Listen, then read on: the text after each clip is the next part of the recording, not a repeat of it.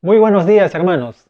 Queremos darles la más cordial bienvenida a todos los que están conectados y a los que irán conectándose en el transcurso de estos minutos. Hoy es domingo 28 de junio del año 2020 y queremos darles la bienvenida a nuestro servicio de adoración en la Iglesia Alianza Cristiana y Misionera de Tacna. ¿Qué les parece si oramos antes de poder cantar algunas alabanzas e himnos a nuestro Señor? Padre, gracias por reunirnos en tu nombre. Aunque estamos distantes, Señor, estamos unidos en espíritu y así juntos podemos, Señor, adorarte, alabarte y bendecir tu nombre por lo que tú has hecho en nosotros a través de tu Hijo Jesucristo. Señor, ayúdanos a entender ese misterio que ha sido revelado por medio de Jesucristo y por medio de sus santos apóstoles y profetas, Señor, para que vivamos de acuerdo a Él. Danos la capacidad de apreciar ese misterio del cual somos objeto nosotros, Señor, para que podamos compartirlo con aquellos que no lo conocen también. Padre, permítenos a continuación expresar nuestro afecto, nuestro amor, nuestra adoración hacia ti a través de estos cánticos espirituales. Te pedimos así en el nombre de nuestro Señor Jesucristo. Amén. Cantemos, hermanos.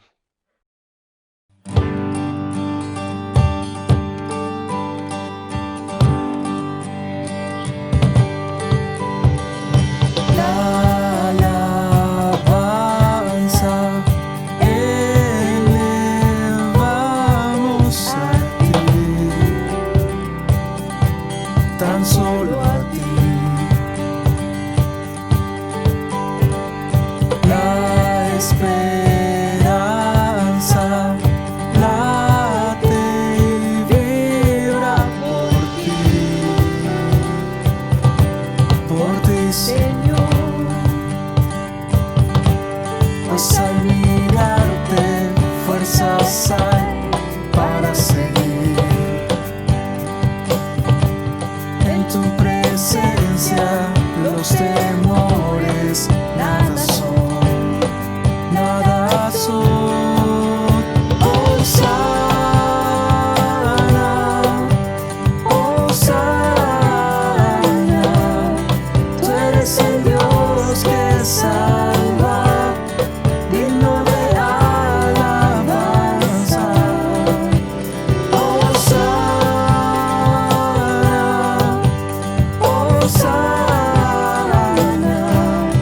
Entre nosotros reina, te damos la gloria, Jesús.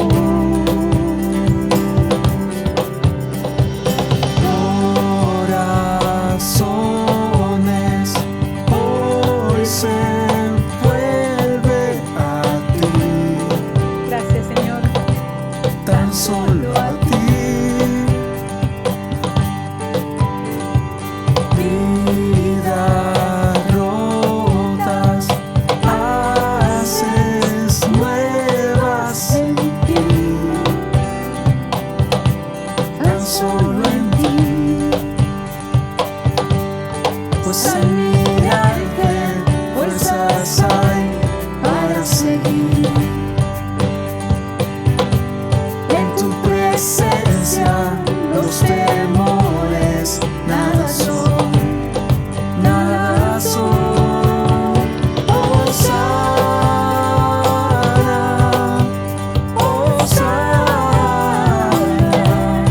tú eres el Dios que salva, digno de alabanza. Hosanna,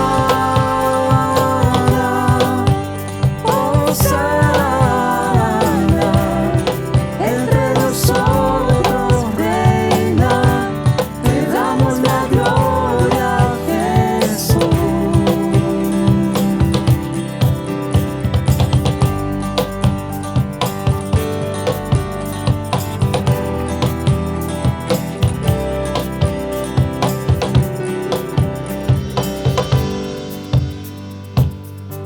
Pues al mirarte, fuerzas hay para seguir.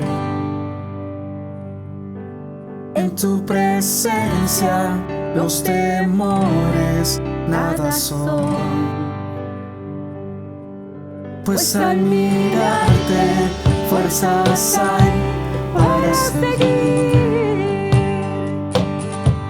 En tu presencia los temores nada son, nada son.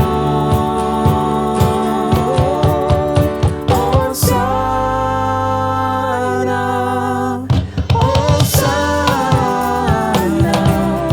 tú eres el Dios que salva, digno de alabanza. Hosanna, Hosanna, entre nosotros reina, te damos la gloria, Jesús.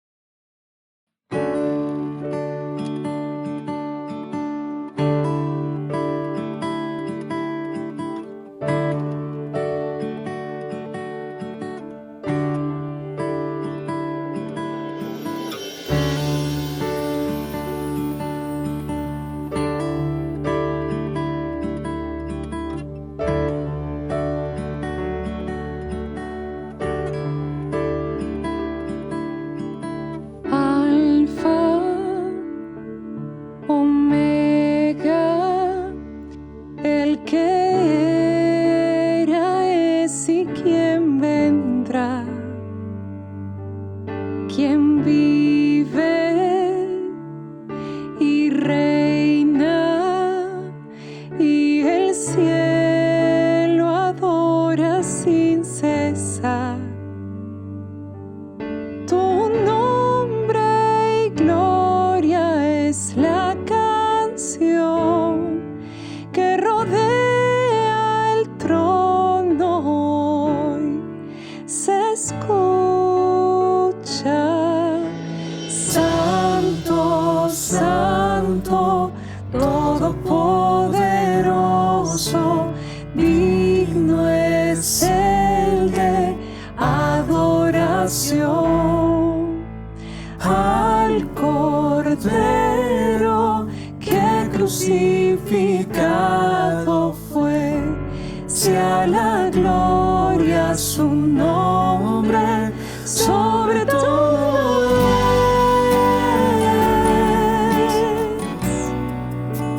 es, sobre todo es. Sus ojos como fuego y su rostro brilla como el sol. Su voz es poderosa, ruge como las olas del mar, y al mirarte cae todo ser ante tu gran majestad, y cantan: Santo, Santo, Todopoderoso, digno es el de adoración. Al Cordero que crucificado fue, sea la gloria su nombre sobre todo es.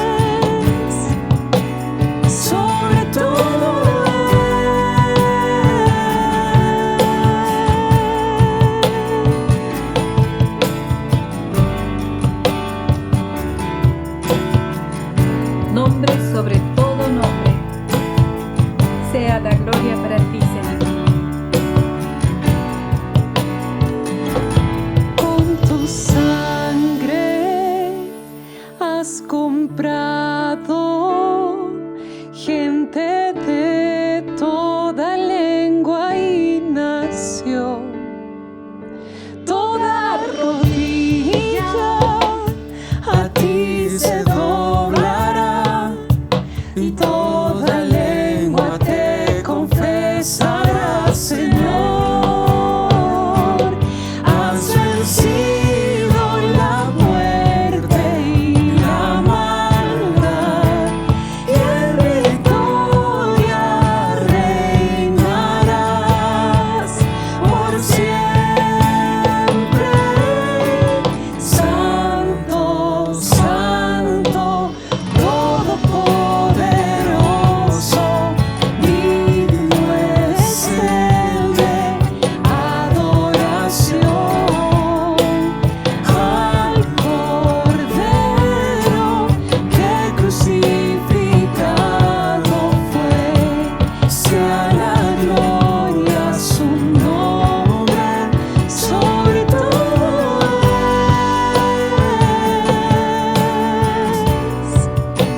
sobre todo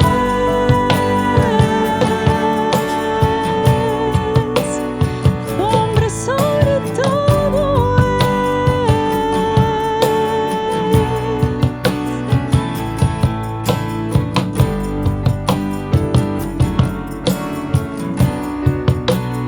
nombre sobre todo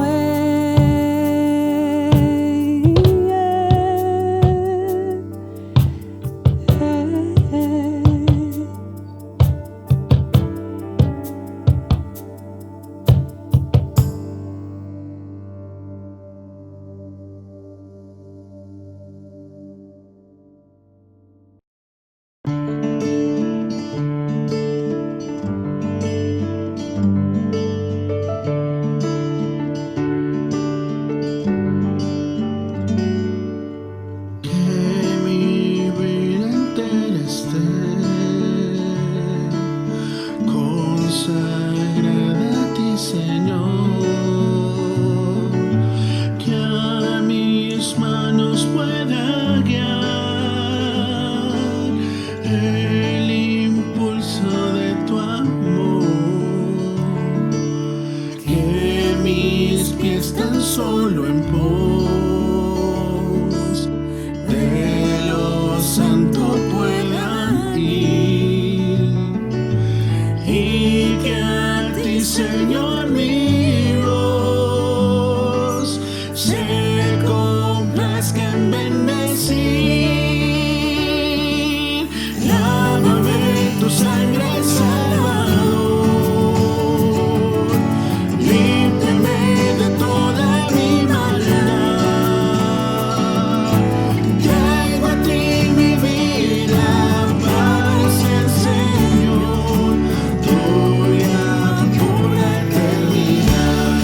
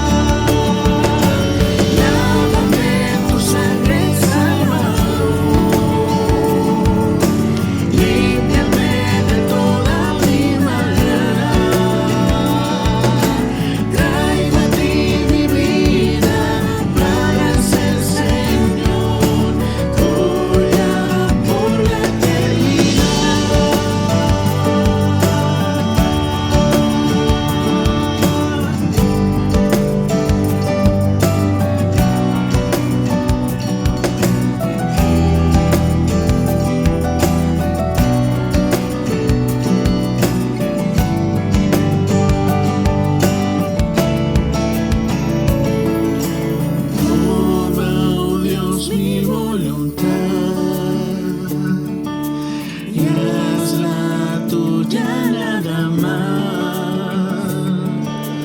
Toma así mi corazón, por tu trono lo tendrás. Lávame en tu sangre sanador,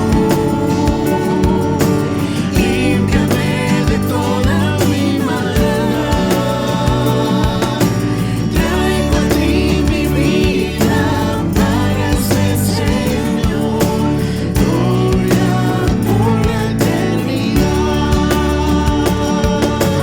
Lávame en tu sangre sanador, límpiame de toda mi maldad. Traigo a ti mi vida para ser Señor, tuya por la eternidad.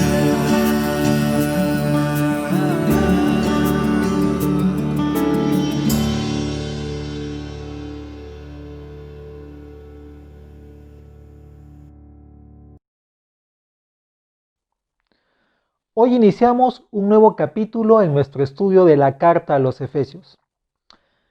Este capítulo contiene una oración interrumpida y un paréntesis provocado por el tema de vosotros los gentiles. Leámoslo, por favor.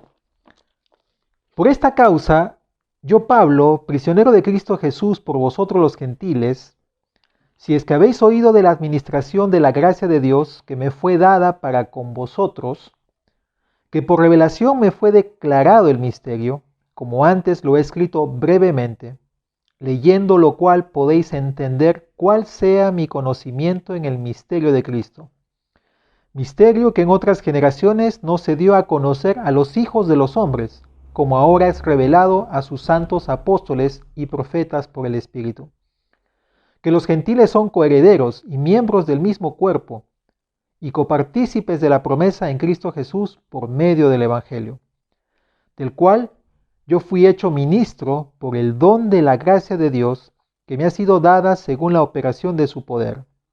A mí, que soy menos que el más pequeño de todos los santos, me fue dada esta gracia de anunciar entre los gentiles el Evangelio de las inescrutables riquezas de Cristo, y de aclarar a todos cuál sea la dispensación del misterio escondido desde los siglos en Dios, que creó todas las cosas, para que la multiforme sabiduría de Dios sea ahora dada a conocer por medio de la Iglesia a los principados y potestades en los lugares celestiales, conforme al propósito eterno que hizo en Cristo Jesús nuestro Señor, en quien tenemos seguridad y acceso con confianza por medio de la fe en Él. Por lo cual pido que no desmayéis a causa de mis tribulaciones por vosotros, las cuales son vuestra gloria. La construcción gramatical de esta primera sección forma una sola oración en el texto griego. El primer versículo es una oración incompleta que no vuelve a completarse hasta el versículo 14. No hay verbo en el versículo 1 que complete la estructura gramatical. Tenemos que saltar hasta el versículo 14 para descubrir alguna palabra que supla esta necesidad. Veámoslo. 3.1. Por esta causa yo, Pablo, prisionero de Jesús por vosotros los gentiles. No hay un verbo que complete esta oración. Tenemos que buscarlo en el versículo 14. Por esta causa doblo, ahí recién viene el verbo, mis rodillas ante el Padre de nuestro Señor Jesucristo. Pablo pretende empezar esta sección orando por los efesios, pero él hace un paréntesis cuando llega a esta frase de por vosotros los gentiles. En ese paréntesis, él da una explicación clara de cómo él comprendía el ministerio que Dios le había encomendado. Este paréntesis muestra a Pablo como el mensajero elegido por Dios para llevar las buenas nuevas de Dios a los gentiles. Pablo consideraba su ministerio particular como la administración de la gracia de Dios que le había sido conferida. Eso dice el versículo 2. Si es que habéis oído de la administración de la gracia de Dios. Esta administración le fue dada por revelación directa, dice el verso 3, que por revelación me fue declarado el misterio. Esa revelación le fue dada por el Espíritu Santo, nos dice el versículo 5 al final, como ahora es revelado a sus santos apóstoles y profetas por el Espíritu.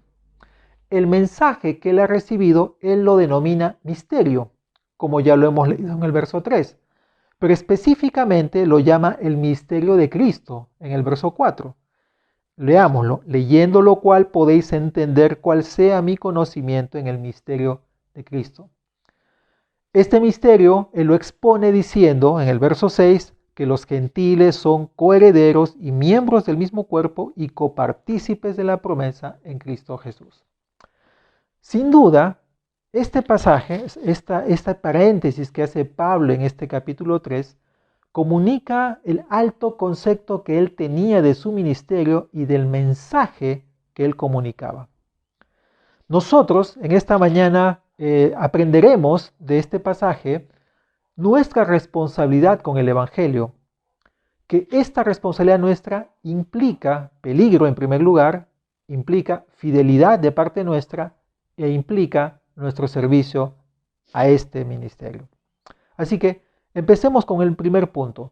Nuestra responsabilidad con el Evangelio implica peligro. Leamos el versículo 1 una vez más. Por esta causa, yo, Pablo, prisionero de Cristo Jesús por vosotros los gentiles. Por esta causa conecta este capítulo con todo lo que ha dicho anteriormente el apóstol Pablo. Pero él se describe como prisionero de Cristo Jesús. Al escribir esta carta, él se encuentra en una prisión romana, encadenado a un soldado que lo guardaba día y noche. Él estaba esperando la oportunidad de defenderse delante del César, porque él había apelado a eso cuando estaba en Jerusalén. El apóstol pudo haber culpado de su encarcelamiento a los romanos o hasta a los mismos judíos, pero sin embargo él entiende que la participación de estos es simplemente algo secundario. Él afirma con toda claridad que él era un prisionero de y por Cristo. La única razón por la que el apóstol estaba en la cárcel era que para él los gentiles tenían el mismo acceso a Dios que los judíos. Notemos la acusación que le hicieron a Pablo cuando lo atraparon y lo encarcelaron en Jerusalén. Busquemos Hechos, por favor, el capítulo 21, por favor. Y vamos al versículo 27 y 28. Pero cuando estaban para cumplirse los 7 días, unos judíos de Asia, al verla en el templo, alborotaron a toda la multitud y le echaron mano. Y noten aquí, dando voces, aquí viene la acusación. Varones israelitas, ayudad, este es el hombre que por todas partes enseña a todos contra el pueblo, la ley y este lugar. Y además de esto, ha metido a griegos en el templo y ha profanado este santo lugar. Y se arma un enorme alboroto, por lo cual atrapan a Pablo y empieza su prisión. Luego él apela al emperador y es llevado hasta Roma. Es en Roma desde que escribe esta carta a los Efesios. Si Pablo se hubiera contentado con ser un simple cristiano judío que predicaba a los judíos, o si hubiera estado dispuesto a mantener a los gentiles en un plano de menor importancia, él no estaría en la cárcel. Sin embargo, Pablo había sido llamado a producir esa fe entre los gentiles. Como leemos, por ejemplo, en su carta a los Gálatas, allí nos dice, por ejemplo, en ese versículo 2, capítulo 2, verso 9, dice: y reconociendo la gracia que me había sido dada, Jacobo, Cefas y Juan, que eran considerados como columnas, nos dieron a mí y a Bernabé la diestra en señal de compañerismo para que nosotros fuésemos a los gentiles y ellos a la circuncisión. Recordemos también que desde su conversión, el Señor Jesucristo lo separó para ser un apóstol a los gentiles. Entonces Pablo no podía rehuir a eso. Por esa razón es que él estaba encarcelado. Entonces entendamos, hermanos, que nuestra responsabilidad con el Evangelio implica peligro. Debemos tener por seguro que el comunicar efectiva y eficazmente el Evangelio nos va a traer peligro. Entiéndase esto como persecución de los religiosos, de las autoridades civiles, de nuestros familiares y del mundo entero, como nos dijo el Señor Jesucristo en Mateo 10. En el tiempo de Pablo, la acusación era que los gentiles no podían tener los mismos privilegios que los judíos. Por eso es que él entró a la cárcel. En la actualidad, se nos acusa más bien de que el Evangelio es intolerante contra los defensores del aborto, la ideología de género o el matrimonio homosexual. Los temas de discusión han cambiado a lo largo de la historia, pero las actitudes contra nosotros, los seguidores de Cristo, no, van a continuar. La comunicación del Evangelio siempre va acompañada de dificultades. Sin embargo, hermanos, tenemos que aprender de Pablo la poca atención que él concedió a sus sufrimientos en el ministerio. Cuando uno estudia la teología de Pablo sobre las adversidades en el ministerio, nos damos cuenta que él no se centra en estas penurias, en las dificultades, en las adversidades, sino se centra en el Señor.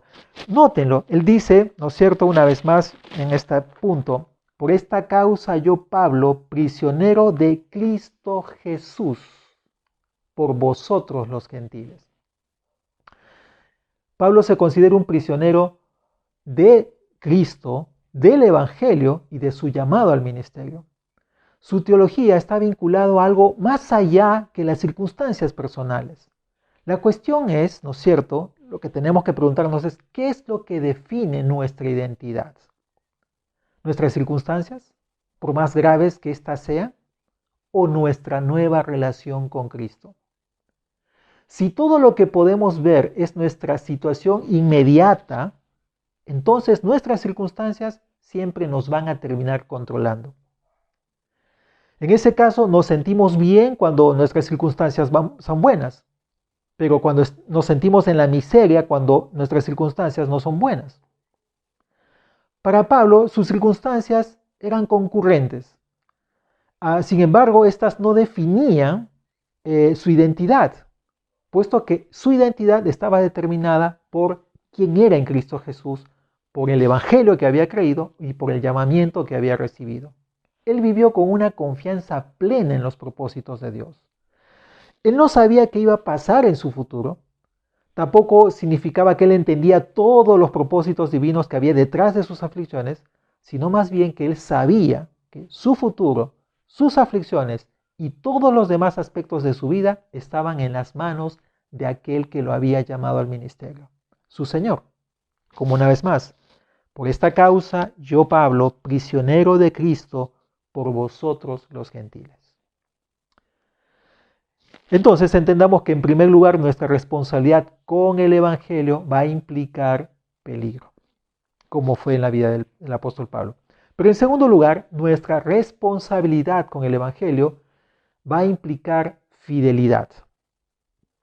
Pablo señala que ha sido encargado de la administración de la gracia de Dios. Leamos esto en el verso 2.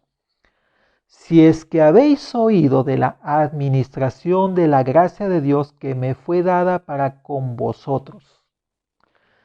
Pablo era responsable de administrar dicha gracia a los gentiles. La palabra administración, de una palabra griega, oikonomia, está relacionado con administrador, oikonomos. Alude tanto al oficio de administrador como al desempeño de esa responsabilidad, de cuidar, de supervisar, de gerenciar. Pablo es un administrador a cargo de la gracia de Dios. Si él deja de cumplir su tarea, los gentiles serían privados de la gracia de Dios. Por esa razón, Pablo ve por necesario que los administradores de los misterios de Dios deban ser fieles en el desempeño de su labor. Eso nos lo dice en la primera carta a los Corintios. Primera carta, capítulo 4, versos 1 y 2. Así pues, téngannos los hombres por servidores de Cristo y administradores de los misterios de Dios. Ahora bien, se requiere de los administradores que cada uno sea hallado fiel. Por eso decimos que nuestra responsabilidad con el Evangelio implica fidelidad. Aquí Pablo habla de la gracia de diferentes maneras. Dice que le fue encomendada la responsabilidad de administrar gracia. También nos dice más adelante que él se convirtió en siervo por gracia mediante la acción del poder de Dios. Eso lo podemos leer en el versículo 7 de este capítulo 3. Dice, del cual yo fui hecho ministro por el don de la gracia de Dios que me ha sido dado según la operación de su poder. En otras palabras, Pablo no limita la gracia al don de la salvación, sino que ahora ve que el don del ministerio es una gracia también. El don siempre viene con una tarea. La gracia siempre trae consigo responsabilidad, hermanos. Nunca es únicamente un privilegio. Pablo se veía a sí mismo como un mayordomo de esa gracia. Su ministerio a los gentiles fue único. Sin embargo, todos nosotros los cristianos tenemos que ser administradores de la gracia. No vamos a ser como Pablo, no vamos a tener ese privilegio que Pablo tuvo, pero en sentido general, todos somos administradores de la gracia de Dios. Todo aquel que ha recibido gracia ha de compartirla con los demás. Además, Pablo nos dice que la administración de esta gracia está directamente vinculada a la revelación de un misterio. Dice en ese verso 3, que por revelación me fue declarado el misterio, como antes lo he escrito brevemente. En las cartas paulinas, la palabra misterio aparece 21 veces, y 6 de estas veces aparecen aquí en esta carta de Efesios. En este capítulo 3 encontramos 3 veces la palabra. Este término, misterio, no alude a algo desconocido, sino que entendamos, Pablo en su contexto de hebreo se refiere más bien a aquello que solo puede conocerse por lo que Dios ha decidido revelarlo. Es aquello que Dios ha decidido revelar y por eso se puede conocer. A eso se refiere la palabra misterio. En concreto se refiere aquí a la revelación de que los gentiles tienen participación en Cristo en la misma calidad de igualdad que los judíos. Por tanto, para Pablo el término misterio alude a la revelación de que todas las cosas serán reunidas en Cristo, y en concreto que tanto judíos y gentiles han sido unidos a Él. No olvide que en el capítulo 1, el verso 9, dice también que el misterio que ha sido revelado es que el plan de Dios es unir todas las cosas, las que están en los cielos y en la tierra, en la persona de Cristo. Y aquí nos está abriendo un poco más el panorama Pablo diciendo de que la unión entre judíos y gentiles forma parte de ese plan, ¿no? Entonces la expresión en Cristo es clave para entender este misterio, puesto que esta expresión apunta a esa doble unión, unión con Cristo y unión entre judíos y gentiles, como lo hemos venido viendo en estas semanas pasadas. La intención de Pablo no era limitarse a declarar el misterio, sino a explicarlo y aclararlo. Cuando los efesios y nosotros en este tiempo leyéramos esta carta que él había escrito, él tenía la esperanza de que pudiéramos llegar a conocer el misterio de Cristo. Es lo que nos dice en el verso 4. Leyendo lo cual podéis entender cuál sea mi conocimiento en el misterio de Cristo. Esta palabra conocimiento literalmente significa juntar dos cosas. Viene del griego sunesis. Y en un sentido metafórico se refiere a la capacidad mental de recibir, ordenar el conocimiento con el fin de captar un significado. Y más concretamente el significado completo, pleno. El conocimiento espiritual siempre antecede a toda aplicación práctica. Porque aquello que no entendemos de manera correcta no podemos aplicarlo en nuestra vida de la manera correcta. El celo de Pablo para ganar y edificar en la fe a los gentiles provenía de su conocimiento personal del Evangelio. Cuanto más comprendía el amor y la gracia de Dios, más se sentía empujado para ganar a otros a Cristo, a hacer a otros partícipes de ese Evangelio. Pablo estaba tan lleno del entendimiento del misterio de Cristo que él sacrificó su salud, su libertad y aún su propia vida en este ministerio de compartir el misterio de Cristo. Pero Pablo también añade que este misterio no fue impartido a anteriores generaciones, pero que ahora ha sido revelado a los santos apóstoles y profetas por el Espíritu. Eso nos dice en el verso 5. Misterio que en otras generaciones no se dio a conocer a los hijos de los hombres, como ahora es revelado a sus santos apóstoles y profetas por el Espíritu. Lo que Pablo está diciendo es que este misterio, que él ha tenido la oportunidad de conocer o de revelársele, no fue antes conocido, sino hasta ese momento en que Dios decidió hacerlo. Antes de Cristo, ningún profeta de Dios recibió más que una pequeña lumbre, una pequeña lucecita de lo que Pablo va a llegar a revelar a continuación. Las enseñanzas del Antiguo Testamento que se relacionan con este misterio de Cristo y la unión entre judíos y gentiles solo puede entenderse a la claridad de la revelación del Nuevo Testamento. Por ejemplo, nadie conocía el pleno significado de la promesa de Dios a Abraham, que se dio en Génesis 12:3, de que en él serían benditas todas las naciones de la tierra, sino hasta que Pablo lo explica en Gálatas capítulo 3, verso 8. Leámoslo.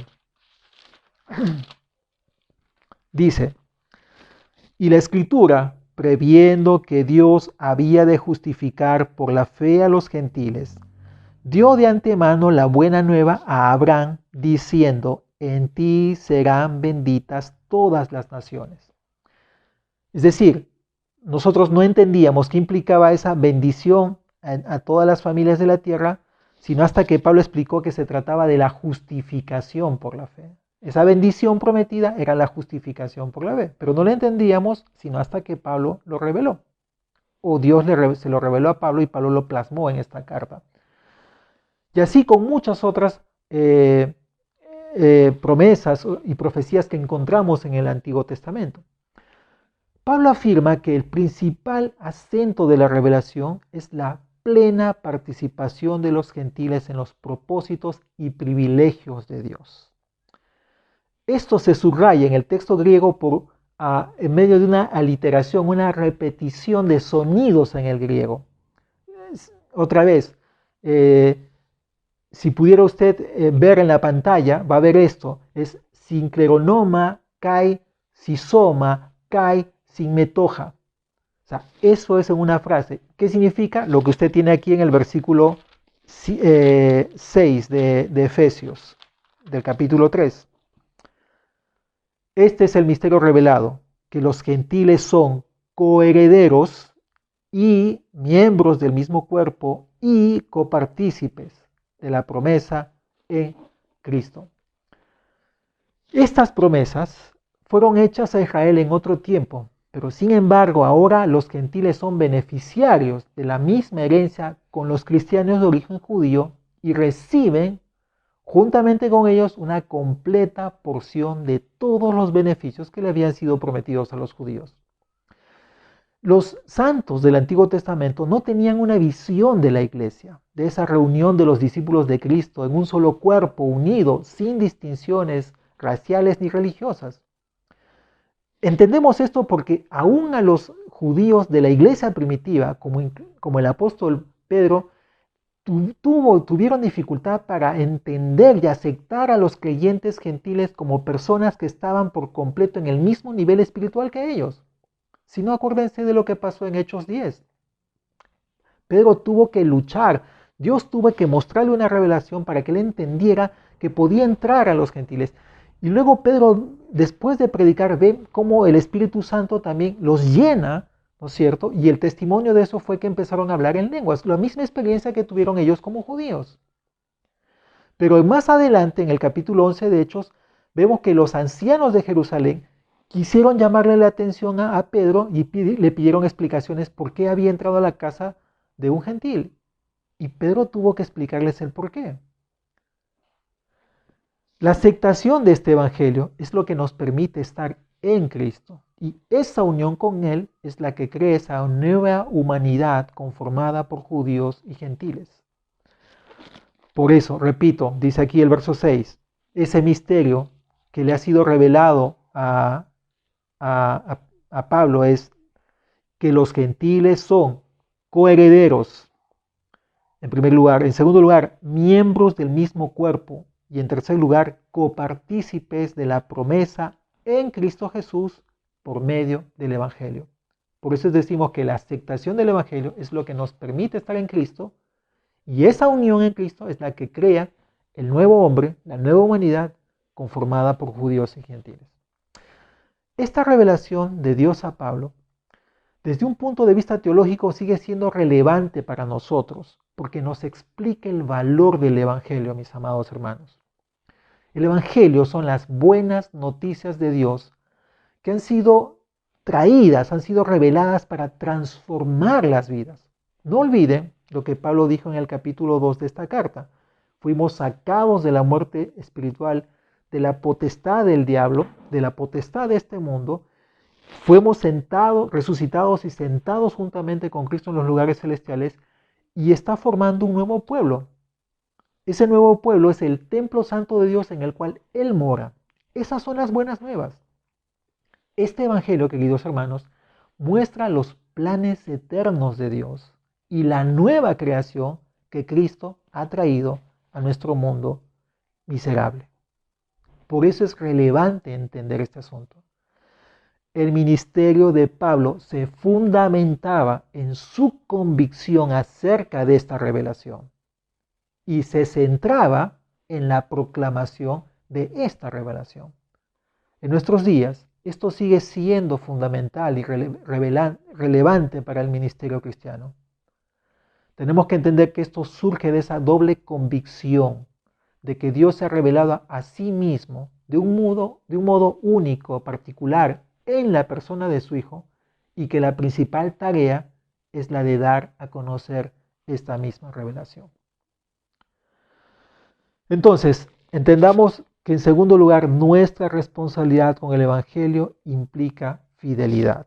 No solo implica peligro, implica fidelidad, como dice Pablo, ser administradores de la gracia de Dios. Hermanos, necesitamos entonces conocer a profundidad las Escrituras para que podamos comunicarlas eficaz y eficientemente. Y todos nosotros estamos comprometidos en esta tarea. Pero en último lugar, nuestra responsabilidad con el Evangelio implica servicio. Mire lo que dice el verso 7. Del cual, Pablo dice, de este misterio, dice, del cual yo fui hecho ministro por el don de la gracia de Dios que me ha sido dado según la operación de su poder. La revelación que viene con el Evangelio no es solo para que las personas entiendan, sino para que éstas que lo entienden pasen a servir a las filas del que lo ha revelado. La palabra ministro, en el griego es diáconos, o sea, servidor. Por definición, un servidor es alguien que actúa con base en los mandatos de otros, es alguien que atiende los mandatos de otros, que reconoce que hay una persona superior a él, ¿no? Y que se somete a esta persona que la está contratando. Pablo había sido hecho un siervo, dice aquí, por el don de la gracia de Dios, ¿cierto? El don lo obligaba a Pablo a convertirse en un servidor.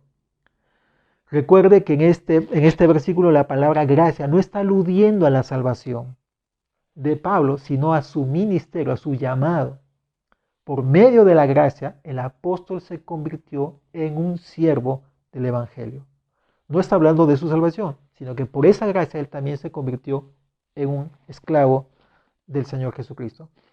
La gracia no solo nos conecta con Dios, con Cristo, y el uno con el otro, con los que vamos siendo salvos, sino que también nos recluta y nos imparte capacidades para servir a Dios. Pablo no se había hecho ministro por su propia iniciativa, hermanos, sino que fue hecho ministro, una vez, del cual yo fui hecho ministro. El llamado, el mensaje, la obra y el poder le pertenecían a Dios.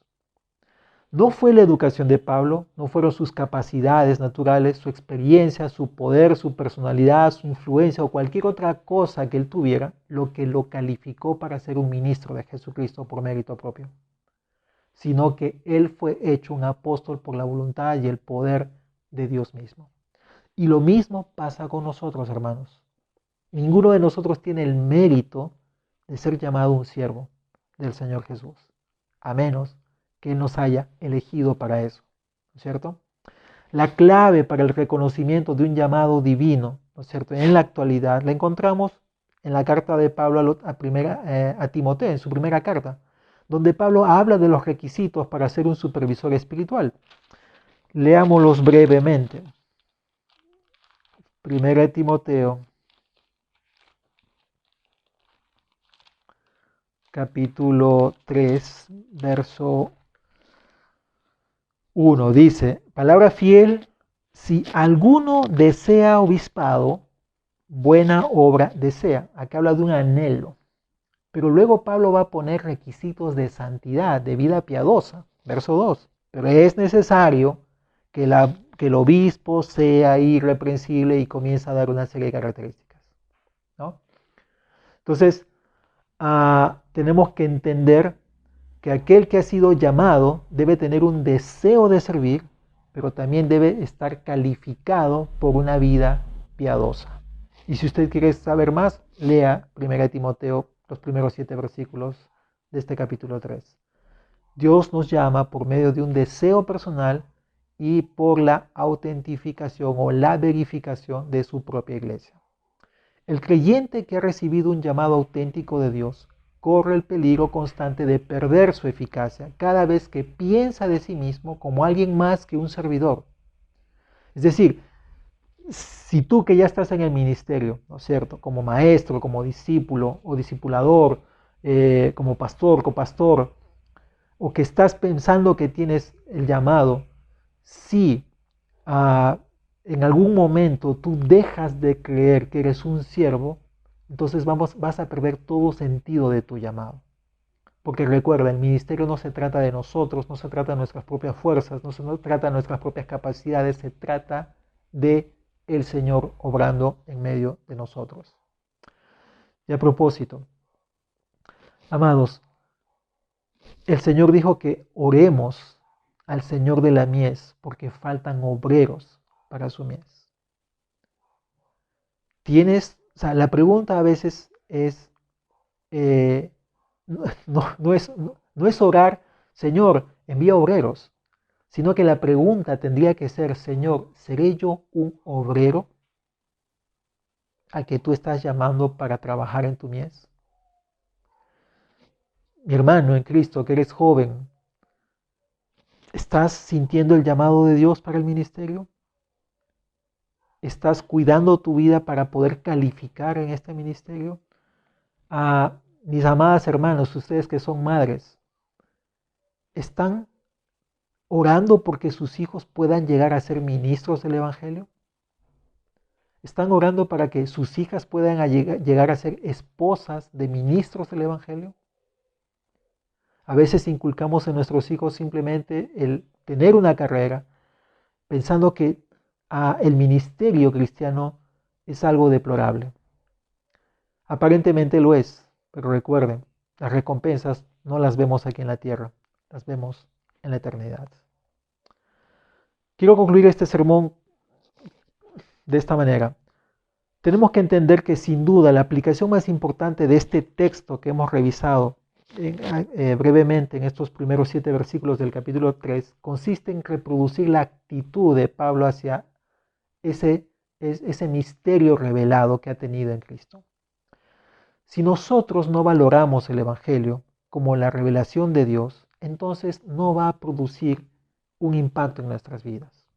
Con mucha frecuencia, nosotros nos limitamos a adoptar un sistema de valores de nuestra cultura que nos rodea, pero nos olvidamos de los valores esenciales. Hermanos, para nosotros el único valor verdaderamente importante es este evangelio, es la perla de gran peso, la perla de gran precio que ha sido revelada en la persona de Jesús.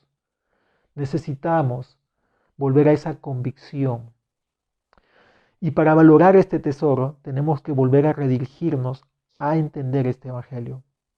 El evangelio no es un tema entre muchos, hermanos, como la economía, la política o cualquier otra cosa. El evangelio es el evangelio. Es todo lo que Pablo tenía y es todo lo que nosotros tenemos. Por eso tenemos que prestar más atención al estudio de este evangelio, de esta revelación, ¿me entienden? Para poder captar la importancia de esto. Para concluir el sermón, tenemos que entender que la aplicación más importante de este texto que hemos revisado brevemente consiste en reproducir la actitud de Pablo hacia la revelación que ha tenido lugar en Cristo. Si nosotros no valoramos el evangelio como la revelación de Dios para nosotros, entonces este no va a ser un impacto en nuestras vidas. Con mucha frecuencia nos limitamos a adoptar el sistema de valores de la cultura que nos rodea, pero nos olvidamos de los valores esenciales. Hermanos, para nosotros el único valor verdaderamente importante, la perla de gran precio, es esta revelación que hemos recibido en Cristo Jesús. Necesitamos volver a esa convicción. Para valorar este tesoro tenemos que redirigirnos al Evangelio, tenemos que volverlo a estudiar. El Evangelio no es un tema entre muchos otros temas. Es todo lo que Pablo tenía, y hermanos, es todo lo que nosotros tenemos. Por eso necesitamos prestar más atención al estudio de esta revelación que hemos recibido en Cristo Jesús.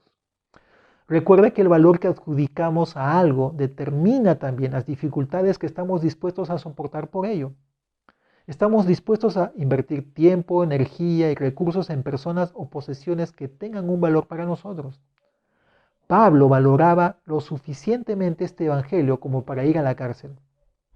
Pregunto, ¿valoramos lo suficiente el evangelio para soportar las dificultades que nos pueda llevar a ser fieles a este evangelio? ¿Estaríamos dispuestos a ir a la cárcel? La mayoría de nosotros probablemente no tengamos que hacer frente a la cárcel, pero estamos dispuestos a sufrir las dificultades que implican el desprecio de la predicación de este evangelio, el costo de servir a Dios, de estudiar, el riesgo personal que implica el servir a Dios. ¿Estamos dispuestos a gastar nuestras vidas por este evangelio, hermanos queridos? Los dejo con esos pensamientos. Terminemos orando. Padre, gracias, porque tenemos un modelo en el apóstol Pablo de cómo tenemos que actuar frente a este evangelio que nos ha sido revelado, que lo tenemos, que es nuestro, Señor, y del cual formamos parte nosotros también. Somos parte de esa nueva humanidad que tú estás constituyendo, Señor. Padre, y entendemos que nuestra responsabilidad va a implicar peligro, porque eso es el predicar el evangelio, la oposición de este mundo, la oposición de fuerzas satánicas. En segundo lugar, va a implicar fidelidad de nuestra parte, porque tenemos que ser sabios administradores, fieles administradores de tu gracia, Señor, y de este misterio. Danos la capacidad para eso. Y por último, entendemos, Señor, que esta responsabilidad implica el servir. No solamente es conectarnos contigo, Dios, sino que nos constituye en servidores tuyos. Nos reclutas para seguir comunicando este evangelio. Señor, hállanos fieles también en nuestro servicio. Danos la capacidad de rendirnos, de renunciar, Señor, a nuestra comodidad para seguir siendo útiles en tu reino. Oramos así en el nombre de Jesús. Amén. Dios les bendiga, hermanos. Y para despedirnos, queremos recordarles nuestras actividades como iglesia. Hoy en la tarde a las 6, no se olvide los estudios bíblicos en la Academia Bíblica con nuestro hermano Jesús Talledo. No olviden los martes también los estudios de precepto. Los días miércoles nuestro servicio de oración a las 7 de la noche. No se olviden también el poder asistir a las reuniones de jóvenes los días sábados. El día Sábado a las 11 también tenemos SOS Niños y también estamos disponibles para seguir atendiendo cualquier consejería o necesidad que puedan tener como miembros de la familia en el Señor. Que Dios les bendiga, hermanos, y hasta el próximo domingo.